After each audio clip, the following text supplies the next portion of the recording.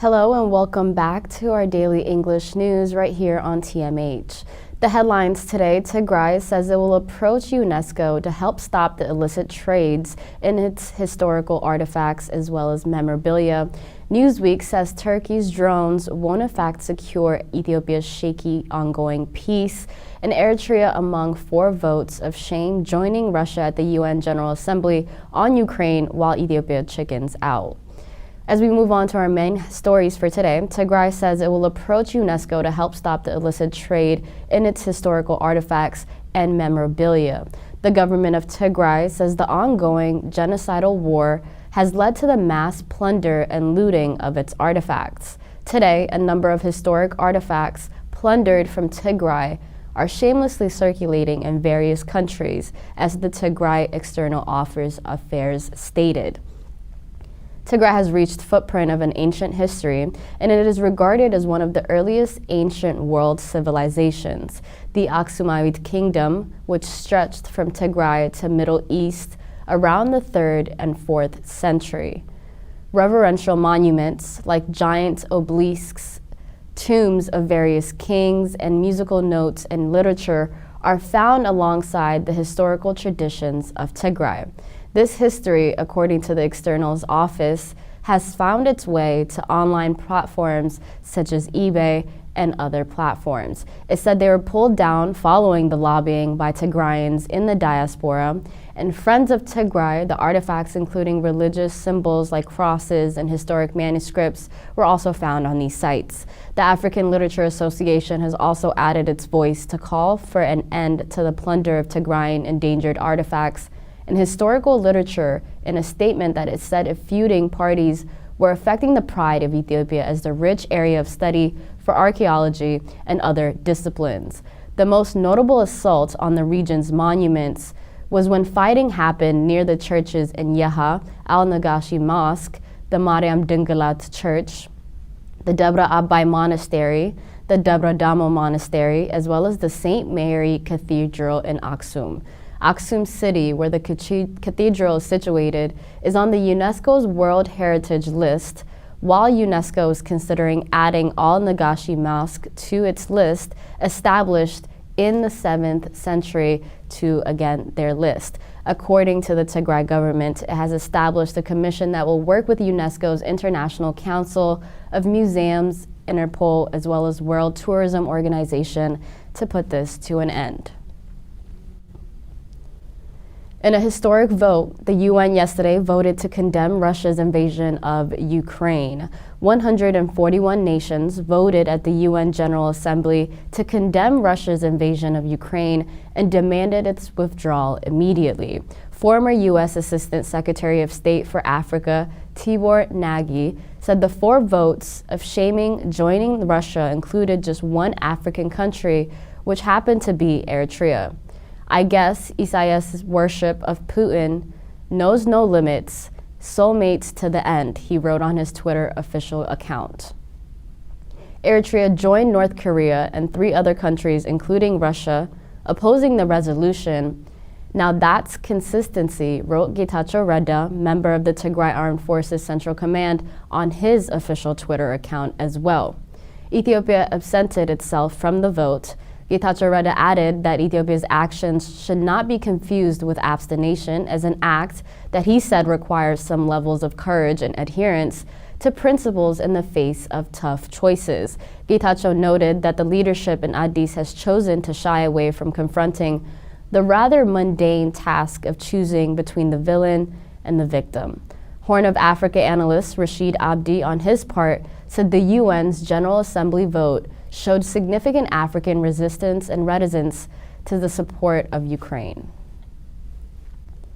In a related development, Ukraine and Russia have also reached an agreement and understanding on the joint provisions of humanitarian corridors for evacuating civilians.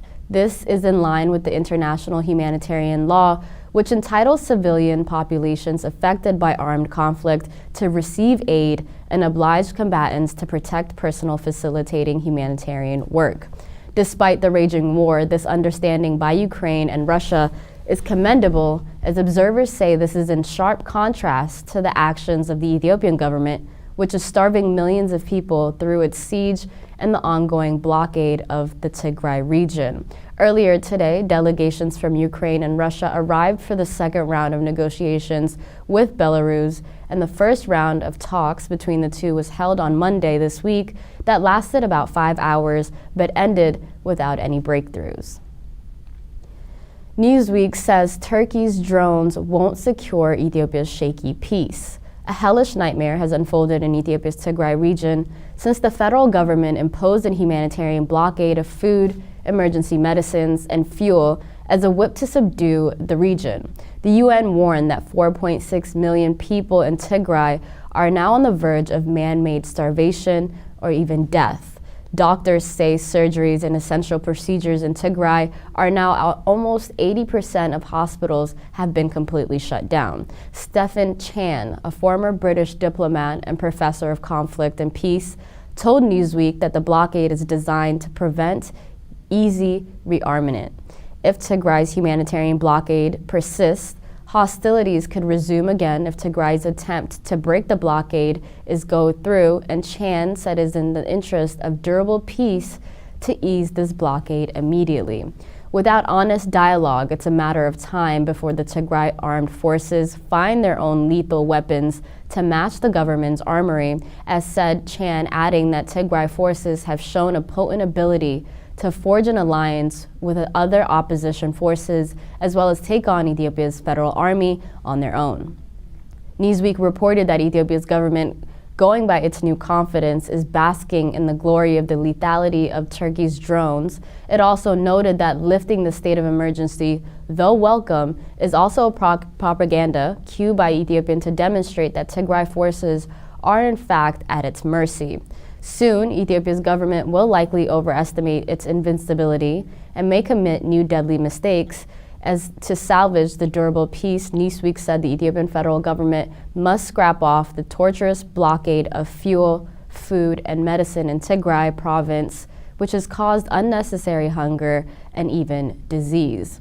Newsweek also added troops from neighboring Eritrea who have joined the war with Ethiopia's government and allegedly committed killings must withdraw from Ethiopia as soon as possible. Newsweek underlined that there's no price for the prediction that Turkey's sophisticated drones won't preserve Ethiopia's fragile peace.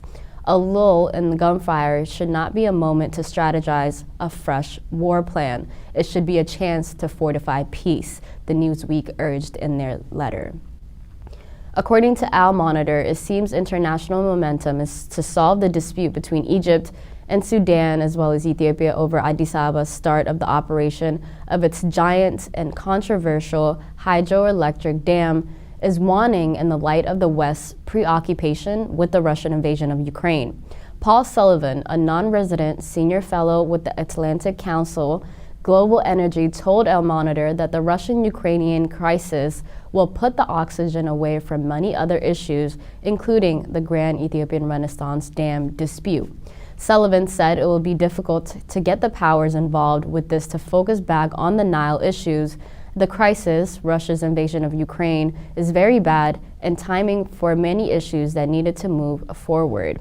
In the summer of 2021, Cairo and Khartoum succeeded in putting the GERD issue on the UN Security Council agenda. Despite Ethiopia's rejection of this step, subsequently, a statement by the president of the Security Council urged that 3 countries continue to take their talks under the auspices of the African Union, which has not since sought to resume negotiations, but to no avail.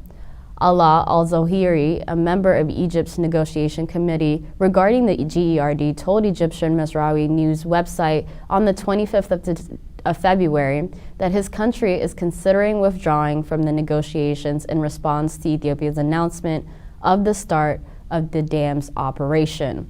Ethiopia is still violating the simplest rules of transboundary rivers management. It is applying unilateral actions all the way, said Peter Reid, a sector expert for water management in the German Arab Chamber of Industry and Commerce in Cairo.